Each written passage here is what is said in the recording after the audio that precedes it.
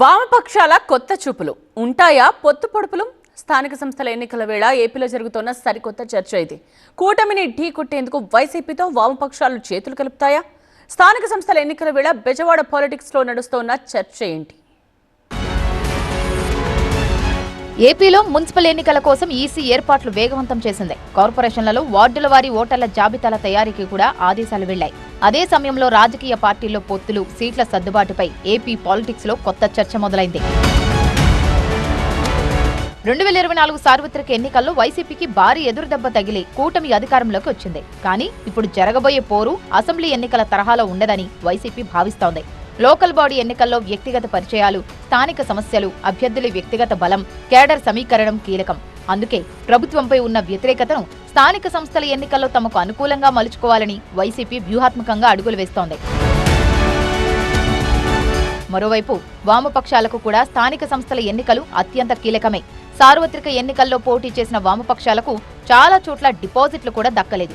ఇప్పుడు ఏపీలో నెలకొన్న రాజకీయ పరిణామాల దృష్ట్యా వామపక్షాలు సైతం స్థానిక సంస్థల ఎన్నికల బరిలో నిలిచేందుకు సిద్ధమవుతున్నాయి.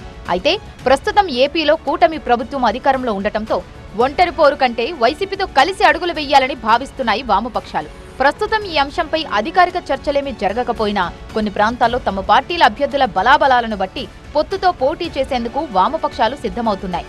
వైసీపీతో కలిసి పోటీ చేయడానికి సిపిఐ సుముఖంగా ఉన్నట్టు ఇప్పటికే రాజకీయ వర్గాలు చర్చించుకుంటున్నాయి. ముఖ్యంగా విజయవాడ, విశాఖపట్నం లాంటి మున్సిపల్ కార్పొరేషన్ పరిధిలో గతంలో కాంగ్రెస్, సిపిఐ, సిపిఎం, కమ్యూనిస్టు పార్టీలు కలిసి మేయర్ పీఠాన్ని స్వాధీనం చేసుకున్న సందర్భాలు ఉన్నాయి. ఆయా చోట్ల కలిసి పోటీ చేసే అంశంపై జగన్తో భేటీ కావాలనే ఆలోచనలు ఉన్నట్టు సమాచారం.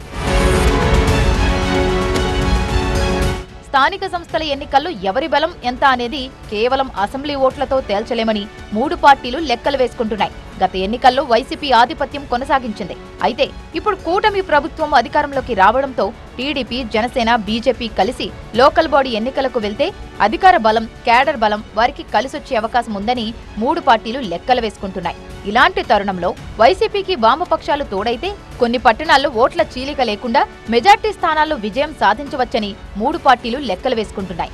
వైసీపీ, వామపక్షాల మధ్య పొత్తుపై అధికారిక ప్రకటన లేకపోయినప్పటికీ స్థానిక పరిస్థితులకు అనుగుణంగా నియోజకవర్గం, మున్సిపాలిటీ, కార్పొరేషన్ స్థాయిలో అవగాహనతో ముందుకు వెళ్లే అవకాశం ఉందనే చర్చ నడుస్తోంది. ఇప్పుడు మరి వైసీపీతో వామపక్షాలు జతకడతాయా లేక ఎవరి దారి వారిదేనా అనేది వేచి చూడాలి.